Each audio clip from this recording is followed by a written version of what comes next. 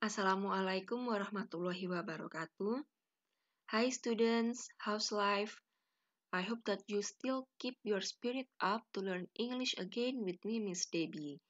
Saya harap kalian masih tetap semangat untuk belajar bahasa dan sastra Inggris lagi bersama Miss Debbie. Pada video kali ini, Miss Debbie akan membahas chapter 4 atau bab 4 dan materi bab 4 yaitu tentang poem atau puisi. Pada bab ini apa aja sih yang akan kita pelajari? Yang pertama yaitu definisi dari poem and poetry. Dan yang kedua adalah elements of poem. Yang ketiga adalah figurative language. Jadi kita akan membahas sebenarnya apa sih perbedaan poem and poetry, dan elements of poem, unsur penyusun poem itu apa saja, dan figurative language itu sebenarnya apa, dan contohnya apa saja. Nah, di sini ada definisi poetry and poem yang saya ambil dari Cambridge Advanced Learners Dictionary atau Kamus Cambridge yang merupakan terbitan dari Universitas Cambridge. Poem is a piece of writing in which the words are arranged in separate lines, often ending in rhyme, and are chosen for their sound and for the images and ideas they suggest. Poetry is poems in general as a form of literature. Nah, dari definisi ini kita bisa simpulkan bahwa poem adalah specific term atau istilah khusus ketika kita merujuk kepada satu puisi yang spesifik. Satu puisi yang spesifik, judul dan pengarangnya. Sedangkan poetry adalah istilah umum yang kita gunakan untuk menyebut puisi secara umum, secara general, sebagai suatu bentuk karya sastra. Karya sastra ada dua, ada puisi dan prose atau prosa.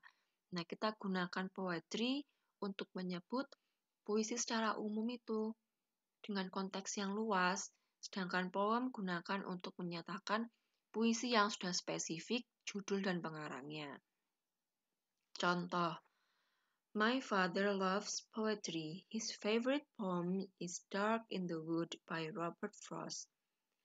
Ayahku suka puisi, dan puisi favoritnya adalah Dark in the Wood by Robert Frost.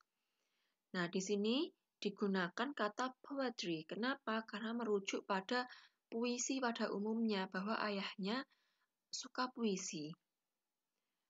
Nah, puisi favoritnya adalah Dark in the Wood.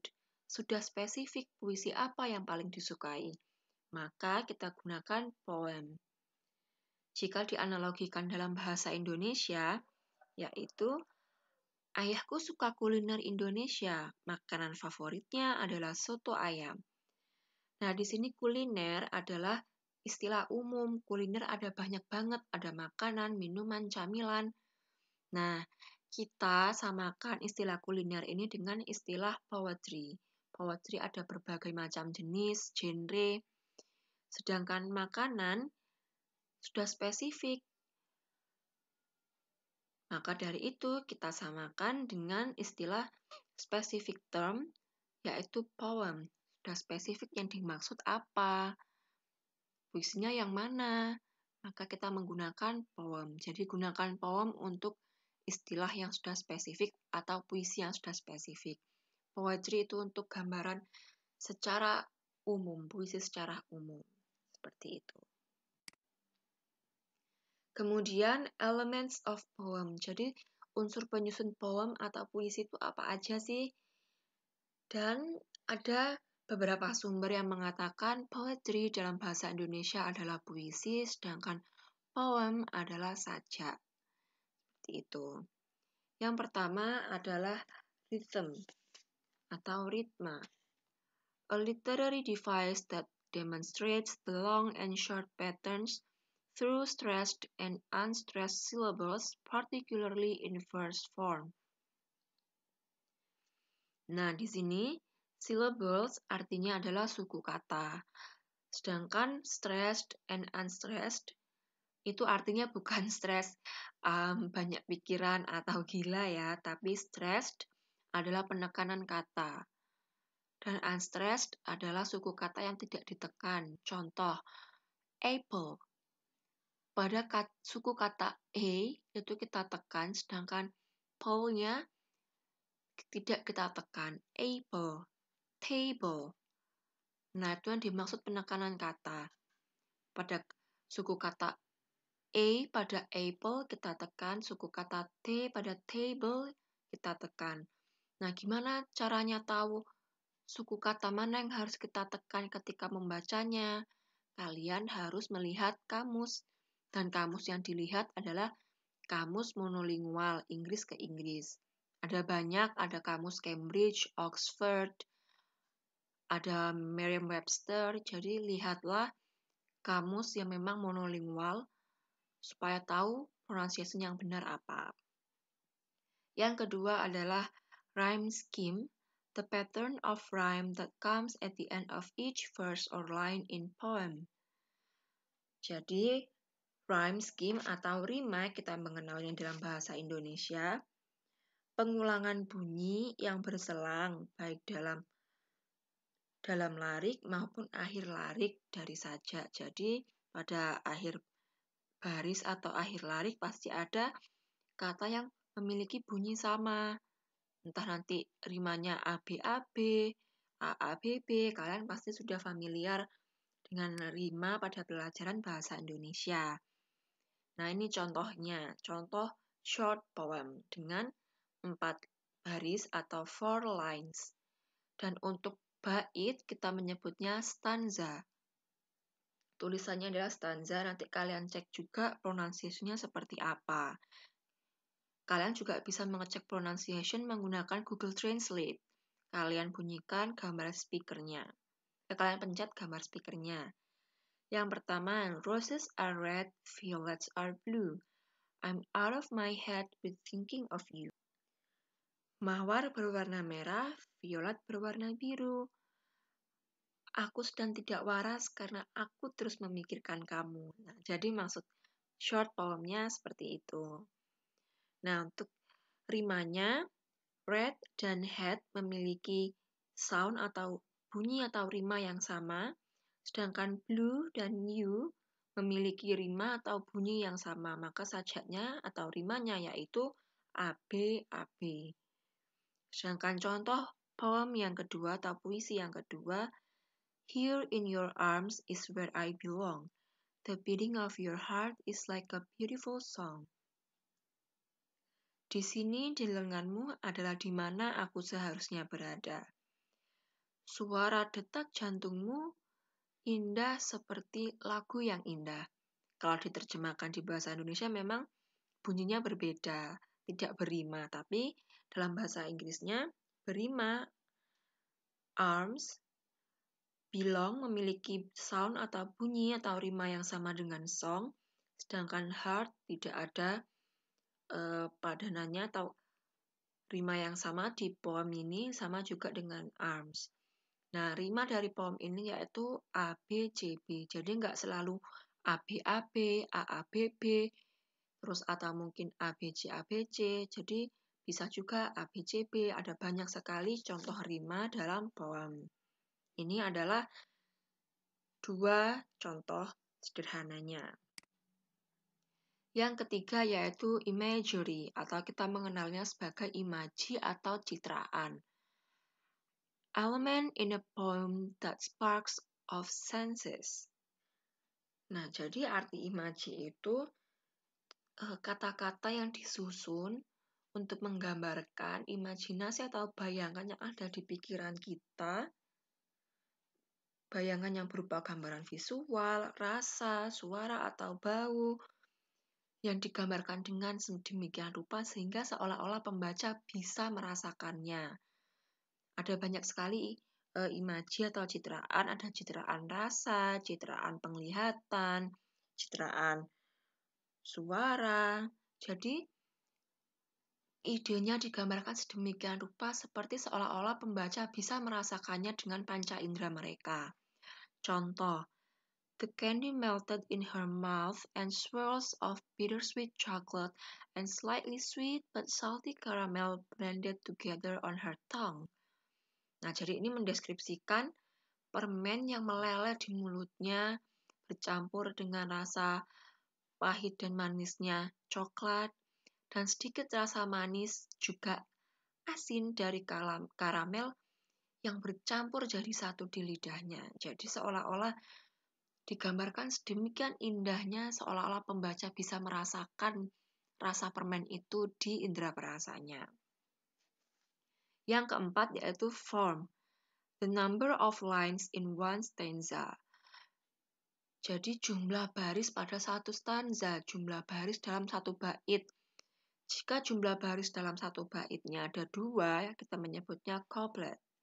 Kalau 3, triplet. Kalau 4, quatrain. Kalau 5, quintet. Jadi di bahan ajar minggu lalu Miss Debbie sudah menyebutkan istilah-istilahnya sampai dengan stanza yang berisi 8 baris atau oktav. Nah, topik bahasan yang ketiga yaitu figurative language. Dalam bahasa Indonesia kita mengenalnya sebagai majas. Sama seperti bahasa Indonesia ada majas hiperbola, personifikasi, metafora, atau juga simile atau simile dalam bahasa Inggris. Hyperbole. When a writer exaggerates something, jadi ketika penulis itu dalam mendeskripsikan suatu ide itu berlebihan. Contohnya, it was so cold, I saw polar bears wearing jackets and hats. Dingin sekali sampai-sampai beruang kutub aja pakai jaket dan juga topi. Jadi berlebihan saking dinginnya beruang kutub yang memang habitatnya di salju, di kutub aja sampai kedinginan juga. Jadi itu saking dinginnya maksudnya dari penulis, tapi diekspresikan dengan dilebih-lebihkan atau mungkin bahasa gaulnya lebay mungkin ya. Yang kedua yaitu personification. When something non-human is given human-like qualities. Jadi ketika benda-benda non-manusia seperti benda mati, hewan ataupun tumbuhan diberikan sifat humani, sifat-sifat seperti manusia. Contohnya, rays of sunshine dance through the trees. Sinar matahari menari-nari melalui celah pepohonan. Sinar matahari memangnya bisa menari. Nah, menari kan adalah karakter yang atau kegiatan atau aktivitas yang memang bisa dilakukan oleh manusia. Benda mati seperti sinar matahari kan tidak bisa. Nah, penulis menggunakan majas atau figurative language personification untuk mendeskripsikan sinar matahari yang menembus pepohonan. Yang ketiga yaitu metaphor. A comparison between two things, they don't necessarily have to be alike, but make a link in the reader's mind. Jadi membandingkan dua hal tidak harus benar-benar sama, tapi mereka mempunyai kaitan di benak pembaca. Contoh, his heart of stone surprised me. Hatinya yang sekeras batu mengagetkanku. Hati dan batu dua hal yang berbeda, tapi disandingkan karena mereka memiliki sifat yang hampir sama. Hati yang keras maksudnya tidak bisa merasakan empati, jadi tidak bisa ditembus oleh empati atau perasaan. Sama dengan halnya batu. Batu keras dan sulit untuk ditembus. Jadi dua hal itu dibandingkan karena mereka memiliki satu sifat yang hampir sama. Dan si pembaca bisa menghubungkan kedua sifat itu dari dua benda yang berbeda. Yang keempat yaitu simile.